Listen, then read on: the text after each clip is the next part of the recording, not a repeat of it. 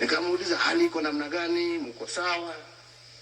Akaniambia sisi tuko sawa, lakini hapa Kibira ni kilio peke yake. Kamuuliza kilio, kwani kuna shida gani? Akaniambia jamani, Uhunye we, mungeruhusu hii kampeni iendelee wiki nyingine 2 jameni, tukule mambo hapa, mambo ilikuwa mingi huku.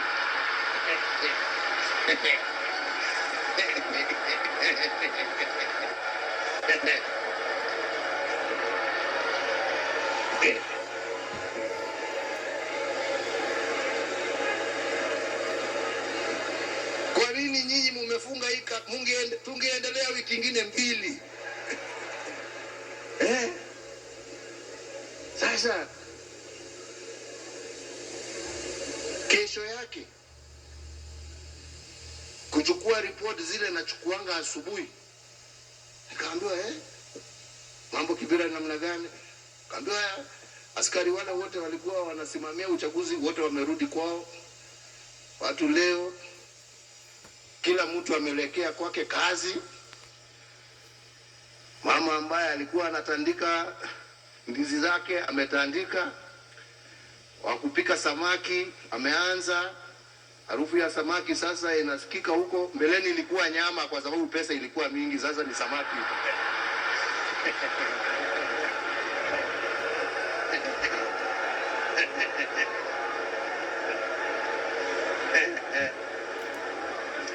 Hakuna kioski ilikuwa imechomwa, hakuna mtu ambaye alikuwa hospitali, dunia ilikuwa imerudi. Nikasema jameni, hata kama candidate wangu ameshindwa, Kenya imeshinda.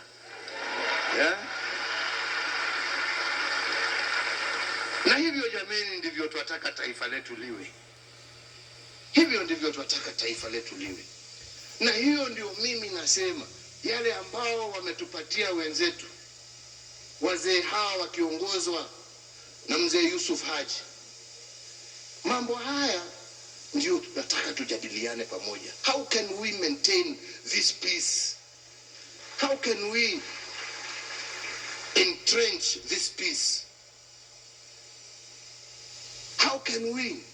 Na ndipo nasema, kwa sababu sio tu mambo ya kisiasa, tuangalie kindani ni nini natukula. Tukisema tunataka maendeleo,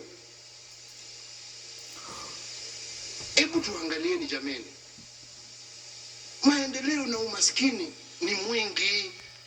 Maendeleo yako, umaskini ni mwingi. Maendeleo iko, umaskini bado huko. So lazima tujiulize ni nini nakula, what is eating the other one. Na kitu kimoja mimi naweza niseme hapa, tuseme kwa ukweli, haswa tena tukiwa mji mkuu wa Nairobi. Ukiangalia document zote za serikali zasema ya kwamba mji ambao ndio tajiri ama jimbo ambalo ndio tajiri katika taifa la Kenya ni Nairobi. Kweli ama sio kweli? Ndio jimbo ambalo lina utajiri mwingi katika taifa letu la Kenya. Na kwa hivyo hata kwa allocation ya resources, Nairobi inapata pesa kidogo sana kulingana na umati wa wananchi ambao wanaishi katika huu mji. Lakini kuna kitu tumesahau sisi kama Wakenya. Hata kama huo utajiri uko hapa Nairobi, uko mikononi ya watu ngapi? Hiyo ni swali lazima tujiulize. Kweli ama sio kweli? Huu mji ambao unasemekana ndio tajiri, tuna wenzetu ambao waamuka kila siku kwenda kutafuta kibarua ya shilingi 150 kila siku na hajui kama atapata. Huyo ni tajiri? Kwa huu mji tuko na wenzetu ambao hawana maji safi ya kunywa. Katika huu mji tuko na wenzetu ambao wanaenda choo kupitia makaratasi. Mji tajiri. Hii Nairobi tuko na watoto ambao hawana nafasi katika mashule ya high school. Hata uniform watoto hawana. Is this a rich county? So we must look at that and ask ourselves, how are we using our resources? And our resources going to people? Or are they going to lead us? We must ask and address ourselves. Otherwise, kwa ukweli tutamaliza umaskini Kenya hii. Tutakuwa tu tunasema tunaendelea, tuko na maendeleo, lakini maendeleo hiyo haiguzi kila mwananchi. Again, that is what leads to animosity, tension, and anger, because people feel they are excluded from the development that we are talking of. Sasa jameni, hiyo kitu haina mambo ya kutusiana hapa na hapa. Ni tukae tuseme, this is the way we do it. And I am sure in every single county in this country, there are pockets that are wealthy, there are pockets that are very poor. How do we make sure that resources are merged to needs? How do we make sure? That is a question surely we can discuss and talk about. There is nothing there to disagree about. Wenzetu, fair representation, let us discuss it, so that we have an environment where everybody feels that they are represented by their respective leaders. And if we resolve this and many more things, like what is afflicting our young people, how can we create more jobs? Nilisoma kidogo jana wakisema tuongeze pesa ambazo tunaweka katika ma SMEs, katika biashara ndogo ndogo, kwa sababu hapo ndipo wananchi wengi wako, ndio tuweze kuinua hali ya uchumi. It's a good proposal, friends. Let us work on this together. Hii nchi sio nchi ya mashindano kati ya matajiri ati na maskini. Hii ni nchi yetu sisi wote, and we must come together. Na ndipo nasema sasa, unasikia huyu anasema wale wako namna hii, wale wako namna hii, wale wako namna hii. Unajua sasa kwa sababu huyo rais ametoka hapo, mali yote imeenda huko, kwa sababu rais ametoka. Hakuna kitu kama hiyo. Rais ni rais wa wananchi milioni 47, na hiyo ndio inatakikana. Na ndio tuwasema, ikiwa ni bunge la kitaifa, iwe ni bunge la kitaifa. Tuache mambo ya maendeleo kule mashinani, magovernors na MCAs waende wafanye kazi ya mashinani. I don't think that is a problem. Na sisi tutengue masheria, ni masheria gani ambaye inazuia Wakenya kukua. Hiyo ndio kazi yetu hapa Nairobi. Hiyo ndio kazi yetu hapa Nairobi. Kule mashinani tuache wananchi wajue maji na mfereji natakikana wapi, line ya stima ni wapi ambaye inakosea, kabarabara gani kanataka kutengenezwa huku. Tunaelewana wenzangu? Tunataka kujiuliza ni kwa nini baada ya kila miaka mitano tunaenda miaka mitatu ya kazi, miaka ya 2 tunapoteza kwa sababu siasa imechacha. Tunataka tuulize wafanyabiashara wetu wenzetu, ni nini inawazuia? Ni nini tuwaweza kufanya ndio tuhakikishe ya kwamba biashara zenu hazisimami? Hakuna taifa ambaye inaweza kuwa na mipangilio ya maendeleo ambaye itabadilisha maisha ya wananchi ikiwa mipangilio yetu ni ya miaka 5. Lazima tuwe na mipangilio ya miaka 20. Haiwezi kuwa ati miaka 5 sasa tena hofu. Hapana. We must have development plans that are 20 years plus if we are to resolve our problems, my brothers and sisters. Au ni namna gani wenzangu? Na lazima tuseme ya kwamba tunataka siasa ambazo zitatoa hizo hofu kwa wananchi, na ndio wafanyabiashara wetu waweze kupanga wakienda mbele. Tunataka hizo siasa ambazo zitawezesha. Sasa siku hizi kwa Kenya huwezi kupata mkopo, ndio nilikuwa naambia watu jana, huwezi kupata mkopo wa zaidi ya miaka 5. Sana sana ni mkopo wa mwaka moja na 2. Sasa ni biashara gani itarudisha pesa na miaka 2 kama ni kweli ni biashara ambayo itakuwa? Lakini mwenye kukopesha anasema hii dunia hii mimi wacha nipate yangu, nitakopesha miaka 2, nigojee kwanza hiyo uchaguzi itakuwa namna gani. Tunataka tuwapatie assurance ya kwamba wanaweza kupatia wananchi mikopo ya miaka 10, miaka 15, kwa sababu they have confidence ya kwamba Kenya will be stable and Kenya will always have leadership, whoever it is, that will live within the rule of law and that will respect the rights of all our people. Then we are moving forward. Tunataka tuheshimiane kama makabila, ya kwamba kila Mkenya awe ako na uhuru wa kuwa pahali popote katika taifa hili letu la Kenya, na asisikie ya kwamba uchaguzi unakaribia, wacha sasa nipange virago ati nirudi kule nilizaliwa, nitarudi tena uchaguzi ukiisha. We don't want to live like that. We want to live in a manner in which we can program ourselves. Na ndipo mimi nawauliza haswa, na ninataka kurudia tena, viongozi wenzangu, tafadhalini, ambition, personal ambition is not bad. It's a healthy thing. We all want to be ambitious because we are desirous. We want power. We want to be MPs. We want to be presidents. We want to be governors. We want to be all of these things. Ambition is good. Just like people are ambitious, those in business, they want to be ambitious and to see how their business grows. But I pray and I appeal to you today, don't let those ambitions of yours overshadow our ability to fix those things that will help you achieve your ambitions.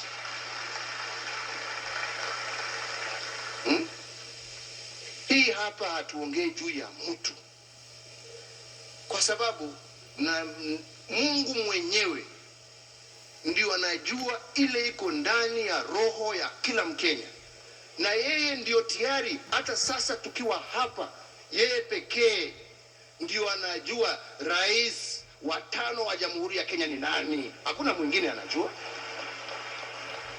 Kwa nini sasa tumalizane hapa kwa sababu ya mambo ambayo hatuelewi? Si turekebishe yale Mungu ametuwezesha turekebishe. Hiyo ingine wakati wake ukifika, naona tu kama ile ilikuwa juzi hii. Na tujue inafanyika, wacha wananchi wakule mali, wafurahie, wasikie maneno ya watu, watachagua ama ni aje wenzangu, ama ni aje. Sini hapo. Kwa nini sasa ni kutengeneza uwanja tunatengeneza. Ni kutengeneza tunatengeneza, kusafisha. Ndio wachezaji wakuje baadaye wawe wamepata kiwanja ni safi. Na Wakenya sasa wanagojea mifuko ifunguke. Na Wakenya wanaheshimiana, ikiwa ni Kibira wanaulizana, sasa wewe ujue, wewe ukipanga upande hiyo ile utapata, ujue jioni tutakutana kwa Mama Njeri, wewe ulete nusu, mimi nikwambie ile tulipata leo. Hiyo ndio siasa tunataka. Mama Achieng' anajua ya kwamba stock ya samaki sasa mwezi huu lazima niongeze. Kwa sababu kazi itakuwa safi. Na biashara ni nono. Lakini haongozwi ni hofu, ako na imani ya kwamba katika wakati wa uchaguzi na baada ya uchaguzi, Mama Atieno, Mama Chelugat, Mama Njeri, wote wanajua we are safe. We have nothing to fear. We shall wake up in the morning, vote, go back and continue our business, and life will continue. I believe that is what each and every one of you is desiring. Au ni namna gani? Na ndipo na wasii wenzangu, someni hii kitabu. Someni kila moja. Lete maono yako ambayo unafikiria inaweza kuchangia na kuongeza zaidi yale ambao hawa wazee wametuletea. Najua Junet amesema ati anagojea baba asome. Wewe Junet usiharibu watu bana. Baba Baba atasoma na atatoa maoni yake, hata Uhuru atasoma na atatoa yake. Wacha watu pia wasome na watoe yao. Yetu ni kupokea maoni ya hii watu yote na tuweke pamoja. Na ule mtu ambaye pia ningeshukuru, nimependa pia vile ndugu yangu James ambaye ako na deni yangu amesema ya kwamba Wakenya ni rahisi sana, sio ngumu, ni rahisi sana kupata kitu ambacho tuko na tofauti kati yetu. Hiyo sio ngumu. Ni ngumu zaidi kutafuta yale ambaye yataweza kutuunganisha. Wenzetu Kenya hii hatutaitengeneza na siku moja. Let us not waste our time and our effort on those things that divide us. But let us create and put our energies to those things that put us together. So that those things that maybe we don't agree on, we can put them to the people in an election, in a peaceful manner. And the people can choose between this idea and that idea, between this policy and that policy. That is why democracies thrive. Let us focus ourselves on that which puts us together. Let us focus ourselves on those things that will make sure we are more cohesive as a society, as the Foreign Minister of Tanzania has told us here. Let us focus on those things that remove ethnicity and the sting of negative ethnicity. I am very proud of our culture. Very proud of it. And I think we should be proud that as a country, we have 42 different, if not 46 now, different cultures that we should be proud of and we can learn about. Lakini, allow those wonderful positive things about our culture to be used and to be turned into instruments and weapons of hatred and division. Tunaelewana? Tunaelewana wenzangu? Tujivunie Ukenya wetu, tujivunie utamaduni wetu, tujivunie lugha zetu. Lakini tuzisitumie kwa njia ya kuweka chuki na mgawanyiko kati ya wananchi wetu. Na ndipo mimi, kama kuna kitu kingine hapo mimi nimeunga mkono, wajua tukienda Krismasi kwa muda huu wote tunasherehekea siku yetu muhimu, siku ya kuzaliwa kwa Yesu Kristo. Lakini sisi wote pia tunajua ya kwamba siku ile inafuata pia ni holiday. Na tunaita Boxing Day. Na hakuna mtu mmoja hapa, nataka mmoja ainue mkono aniambie Boxing Day ni kumaanisha nini? Boxing Day ni wakati wazungu, wakati wanapatiana zawadi wakati ya Krismasi, wanaenda kufungua mabox kujua mtu amepatiwa nini kufungua. Sasa sisi hiyo sio utamaduni wetu, hiyo ni ya wazungu jameni. Au ni namna gani? So mimi sioni ubaya jameni tukisherehekea siku ya kuzaliwa Mwokozi wetu Yesu Kristo, na siku hiyo ingine tusherehekee utamaduni wetu kama Wakenya. Kwa sababu hiyo ni kitu that is Kenya.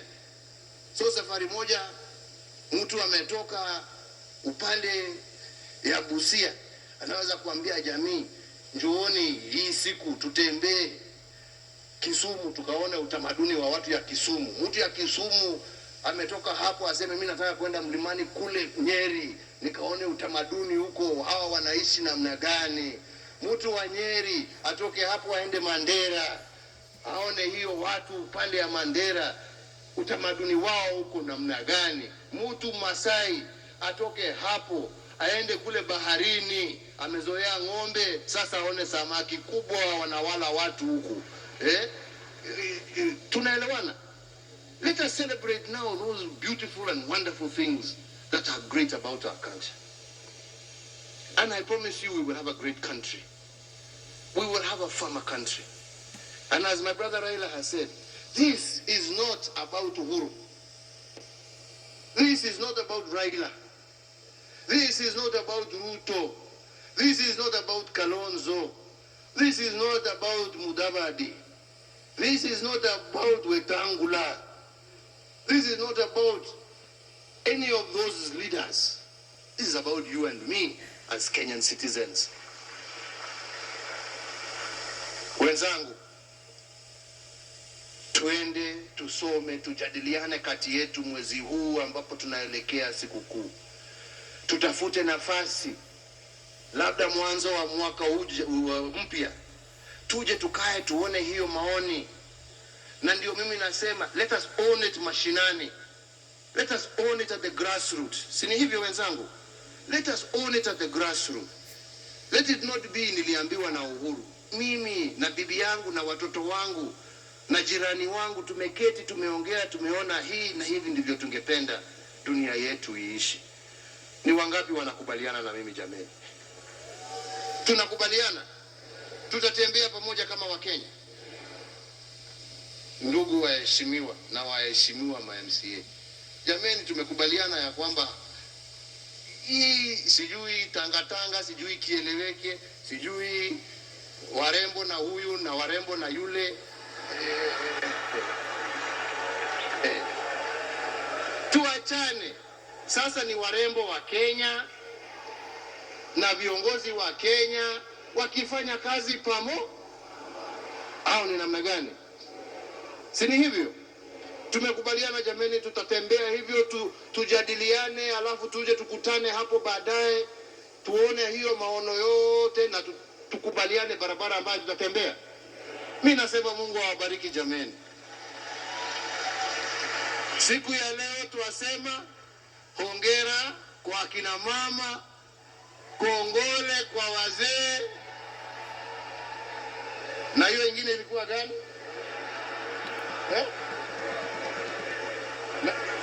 Na pongezi kwa wote.